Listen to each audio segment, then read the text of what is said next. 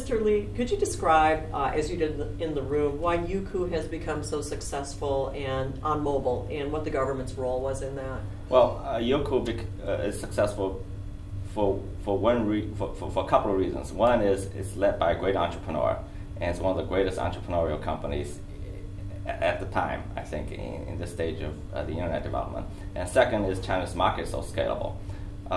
And the government's role, like in any other industry in the new economy, is to build infrastructure.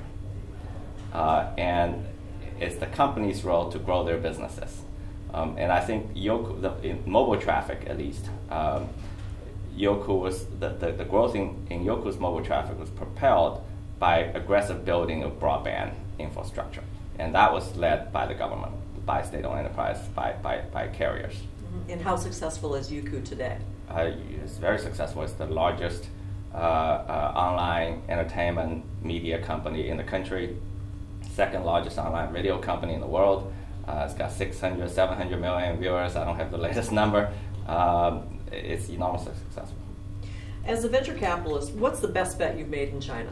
I don't know. I think the best bet is yet to come. That's a good answer.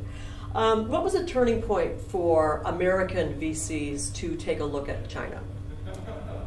I mean, I think the American venture capital community has been very aggressive in China for a long time. Some of the leading names came here 15, 20 years ago. And in recent years, they've been more aggressive. So sometimes I think half of Silicon Valley is right here on my doorstep. Was there any specific turning point where all of a sudden they were looking at China? Well, it was the internet. The first wave of the internet in the late 1990s, around 2000, Chinese internet began its growth just at the same time as the American internet, and that's probably that was the turning point. Mm-hmm. And what will follow Alibaba in success, and why? Well, I think the next phase will be mobile. There will be big mobile players. Of course, we have Tencent, which is fundamentally a mobile company, but there will be mobile companies in many sectors, in e-commerce, in media. So mobile, I think, will be the next wave of growth. And then would you describe the tension between a meritocracy and a democracy, as you did? Well, in a meritocratic system of governance, you have a system where people have to test themselves and get tested to move up the ladder and continuously get tested. And only the best will emerge, in theory. Of course, it could get corrupted, of course. In the democratic system, you have people who have to continuously appease the public or interest groups, both for votes and for money. And I think that's a curse. It could work very well if you could control those negative aspects. Like in a meritocratic government, could work very well if you could control corruption. And in a democratic government, electoral democracy, if you could control the damaging effects of interest groups and what Machiavelli calls a licentious public, that could work. And could President Obama succeed in China? In China, I have no idea. You mean politically? Yes.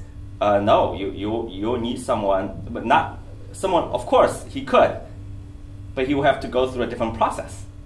And that is? That is, you probably need to join the party at the very bottom, and you have to work your way up. You have to manage your county's healthcare, maybe manage a small state-owned enterprise, and then go manage a city, be a mayor, and then be a provincial governor, manage 100 million people's welfare, and maybe be a vice president of a university, and only after you've gone through all those jobs over a 30-year period, from 25 to 55, then if you're really good, and if you get tested, and if you're lucky, hopefully without patronage, that would be corruption, but of course that exists, then you might make it to the top. Anyone could. If you look at the Politburo, which is the highest ruling body, or the central committee of the party, the vast majority, with a few exceptions, came from ordinary backgrounds. from nowhere. Lower middle class, carpenters' sons, workers' sons, daughters. So at the moment, I think the meritocratic system is pretty healthy. Net, there's a corruption problem that they're trying to fix. All right, thank you so much. Yeah.